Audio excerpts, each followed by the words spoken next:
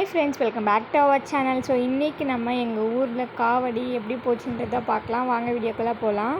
நாங்கள் கிருத்திகைக்கு 2 நாள் முன்னாடி தான் காவடி எடுப்போம். அதாவது நாங்கள் டியூஸ்டே தான் எடுத்தோம். எங்களுக்கு பரணி காவடி. ஸோ வாங்க எங்கள் ஊரில் காவடி எப்படி போச்சுன்றதை இந்த வீடியோவில் பார்க்கலாம். இப்போ வாங்க வீடியோக்குள்ளே போகலாம்.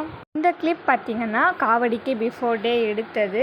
இன்றைக்கி ஆஃப்டர்நூன் தான் நாங்கள் போய் பூ மாலை இதெல்லாம் போய் வாங்கிட்டு வந்தோம். ஸோ வாங்கிட்டு உடனே பூவெல்லாம் கட்ட ஆரம்பிச்சிட்டோம். ஏன்னா 2 சேர் பூ காவடி ஃபுல்லாக பூவை சுற்றி அலங்காரமாக அனுப்பணும் அப்படின்றதுக்காக தான். இது பார்த்திங்கன்னா காவடி அன்றைக்கி எடுத்த விலாகு. காலையில் எழுந்து குளித்து ரெடி ஆகிட்டு கோலெல்லாம் போட்டுட்டு அன்றைக்கி 9:10 ராவு காலம் அப்படின்றதுனால ஒரு 10:20க்கு மேலே காவடியெல்லாம் எடுத்து வெளியே தண்ணி ஊற்றி நல்லா கழுவி அதுக்கப்புறம் எங்கள் ஊரில் இருக்கிற முத்தாலம்மா கோயிலில் எடுத்துகிட்டு போய் அங்கே காவடியை அலங்கரித்து கற்பூரம் தேங்காயெல்லாம் உடச்சி நாங்கள் வீட்டுக்கு எடுத்துகிட்டு வருவோம்.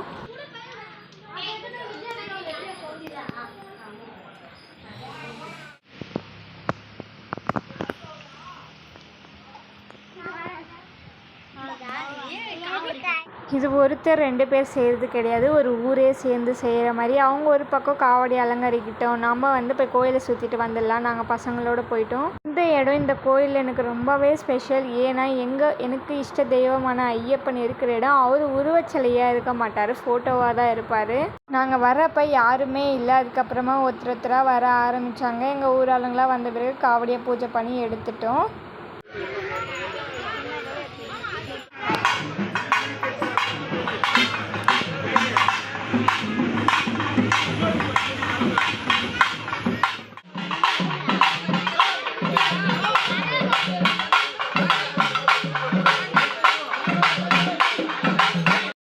அந்த இடத்துல பார்த்திங்கன்னா எங்கள் பக்கத்து ஊர் ஆளுங்களும் செஞ்சுட்டு இருந்தாங்க, எங்கள் ஊர்க்காரங்களும் செஞ்சுட்டு இருந்தாங்க. கிட்டத்தட்ட நாங்கள் 10:45 போனோம். வீட்டுக்கு வரத்துக்கு 12:15 ஆகிடுச்சு. இந்த இடத்துல பம்பக்காரை வச்சு பம்பை அடித்து கற்பூரத்தை ஏற்றி அதுக்கப்புறமா எல்லா ஊருக்காரும் சேர்ந்து காவடியை எடுத்துகிட்டு கோயில் சுற்றி வருவாங்க.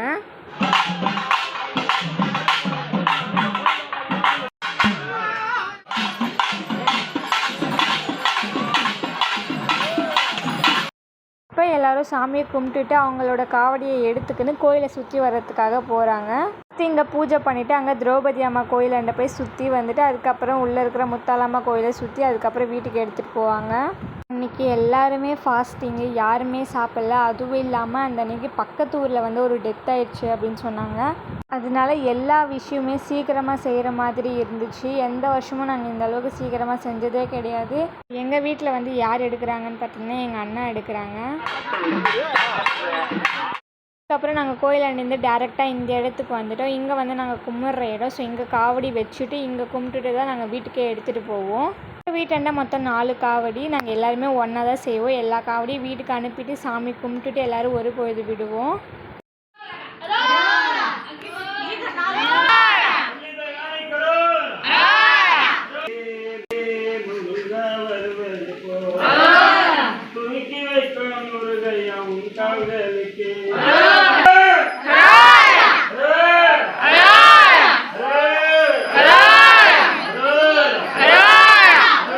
காவடியிலே ஸ்பெஷலி எங்கள் தாத்தா பாடுற பாட்டு தான், அதை நீங்களும் கேட்டுருப்பீங்க.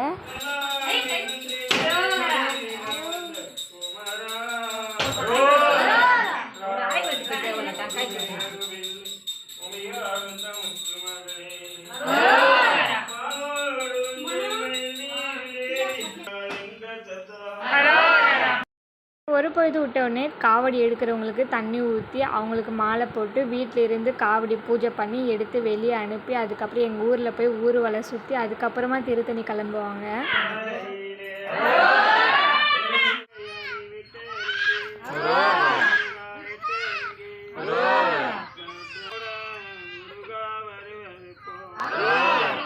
பார்த்த மாதிரி எல்லா காவடியும் வெளியே நிற்க வச்சு காலுக்கு பாத பூஜை பண்ணி நாங்கள் அனுப்புவோம். அவங்க போக சொல்ல நாங்கள் கீழே படுத்து அவங்க எங்களை தாண்டி போகுவாங்க. ஸோ இந்த மாதிரி தான் எப்போவுமே ப்ரொசீஜரு. அதுக்கப்புறம் ஊரில் இருக்கிற எல்லா காவடியும் பம்பக்காரங்க கூட்டிகிட்டு பஜனை கோயிலில் சுற்றிட்டு அதுக்கப்புறம் அங்கே ஒரு ஓம் சக்தி கோயில் இருக்கும், அங்கே சுற்றிட்டு பிள்ளையார் கோயிலுக்கு தேங்காய் உடைச்சிட்டு ஆஞ்சநேயர் கோயிலில் தேங்காய் உடைச்சிட்டு திருத்தணி கிளம்புவாங்க.